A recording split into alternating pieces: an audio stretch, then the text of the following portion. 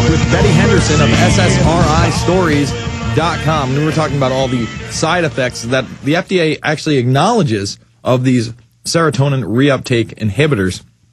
And it seems to me that they want a docile populace. When you see these commercials, they often have a broad advertisement. In other words, they say, are you tired? Are you depressed? Are you not feeling well? They really try to target a large audience. And on top of that, they really distribute this to children. And as you were, speaking about, we didn't have these school shootings beforehand. So I kind of want to talk about the rest of these side effects and how this is a for-profit business. Hello? Yes. Oh, okay. You wanted to talk about the side effects? Yeah, the side effects and then how this is a for-profit business, how it only really helps them to sell this to as many people as possible. Okay. Antidepressants actually were first invented around like 1959, 60, 61, Mm-hmm. And they noticed then, as early as the late 50s, that they had the potential to induce mania and psychosis.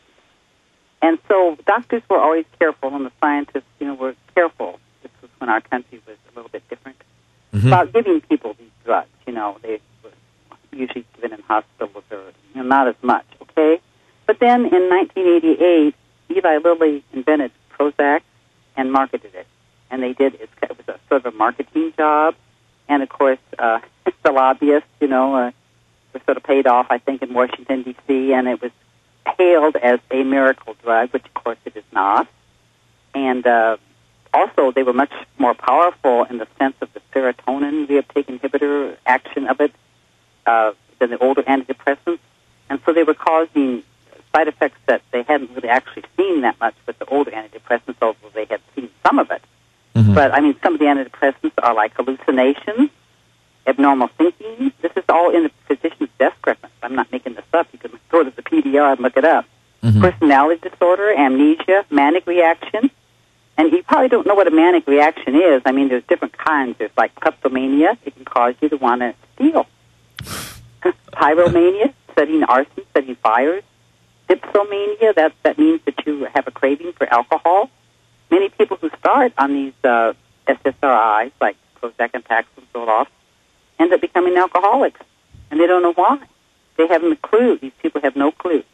It makes you sometimes emotionally unstable, and then you abuse alcohol. Also, hostility is listed in there, and these are not rare reactions. They're listed as either frequent or infrequent. Like confusion is listed as frequent. So is sleep disorders. So is amnesia, listed as infrequent, frequent, and then paranoid reaction is infrequent but not rare. These are just a kind of unbelievable thing. Then psychosis is not listed as rare; it's listed as infrequent. But of course, this was done during the clinical trials when they did not let anybody in who was suicidal or kind of goofy. You know what I mean? In the sense that so these people, they were just really people who were moderately depressed. That was most of what the clinical trial was, either mildly to moderately depressed or stressed or something. And they had psychosis.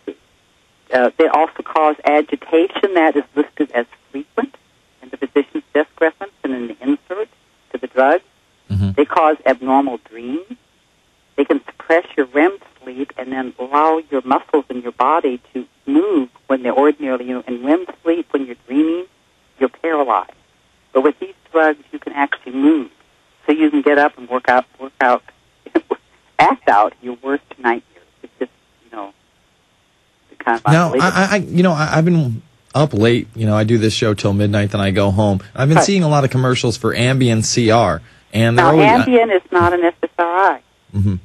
It is a benzodiazepine, and they have been known to cause these kind of reactions too, not so much the mania as they have caused the sleep disorders. So what is the difference between the two? Because I see a lot of the same side effects that we're talking about in the advertisement. They say hallucinations, sleepwalking, sleep driving, depression. The main difference is that the SSRIs are more deadly and that they can cause you to murder people. Really? Because you become manic. I don't know if you know what a maniac is, do you?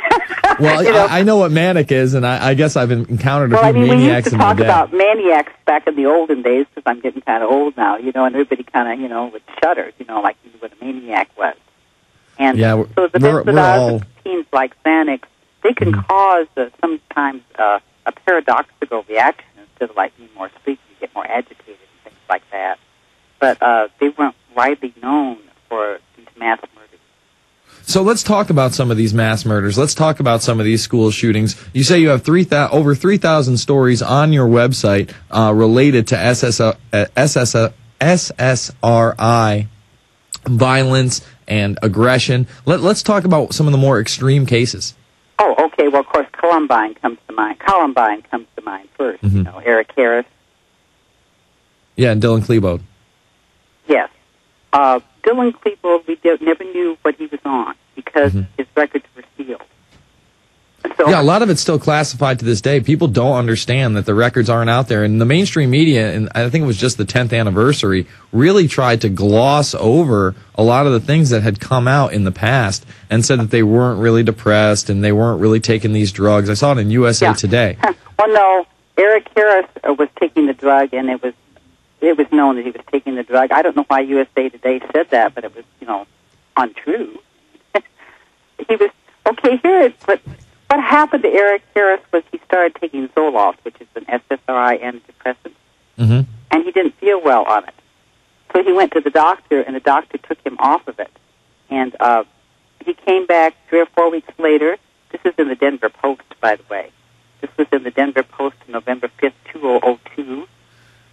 Okay, so the article is up there. Of course, also it's an SSRI stories, and you can read it, go into the index, and it's about the 6th story down because it's on the school shooting. And so he started him on the SSRI Luvox. The doctor started Eric Harris on Luvox. And 3 experts, MDs, testified that it was a sign that Eric Harris was, and I have to explain all this some other time in a little bit, was bipolar instead of depressed. And so that's why he felt better when he went off the Zoloft and why he became such a maniac when he got on the Luvox. So, I know there was a book written saying he was a psychopath and all that, but this really wasn't true. So, Betty, could you just speak up? I'm having are you having trouble hearing me? Yeah, just a little bit. Yes, I will speak up. Okay, I'm sorry. That's okay. So you're telling me that Eric Harris was not depressed. He had bipolar disorder. Well, that's what they call it. But see, here's the thing. What they're doing is they're giving all these people antidepressants, and then when they go insane on the drugs, instead of taking them off the drugs and saying you had a bad reaction to the drug, to the SSRI, no, instead they're saying, oh, you were bipolar. We made a mistake. We thought you were depressed. You were bipolar. Well, see, I don't know how old you are, but 25 years ago, bipolar illness, which is also known as manic depression, was an extremely rare illness. Less than 1% of the population had it. Today, because of the SSRIs and everybody taking them, massive amounts, 30 to 40, 50 million people in the United States have taken them, we have close to 6% of the population now diagnosed as either bipolar 1, manic depressive 1, or bipolar 2, and now they might even add bipolar 3. We have all these people diagnosed with post-traumatic stress disorder. They took like Prozac or Zoloft or Cymbalta or Lexapro, and they got worse. And so people were saying, well, they went through the war, they were soldiers, so they have post-traumatic stress disorder. And so it's just making the situation worse. What I mean is it's really kind of a national tragedy of immense proportions in the sense that we never had these school shootings before. We have a lot of workplace violence. I don't know if you remember Michael McDermott in Edgewater Technology, where he went in and shot 7 people dead. Yeah, I do remember that. Okay, he was on a triple dose of Prozac. Wow. Yeah. Well, you know what I've noticed is they're saying Lockheed if their pills Martin. don't... You remember when Lockheed Martin lost 6 people in the workplace violence? No, I missed that one. Okay, he was on Zoloft, that fella.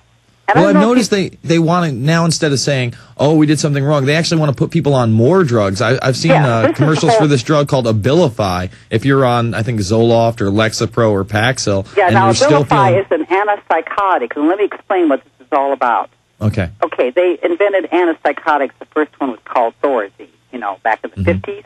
Yep. And those were the older antipsychotics. Okay, then they came out with the new antipsychotics in about 1991 or 2. And these these antipsychotics were different, and then they're half antidepressant and half antipsychotic. So it's just a real tragic. But anyway, the fact that they're half antidepressant means that the manufacturers of these new antipsychotics want to also advertise them as being an antidepressant.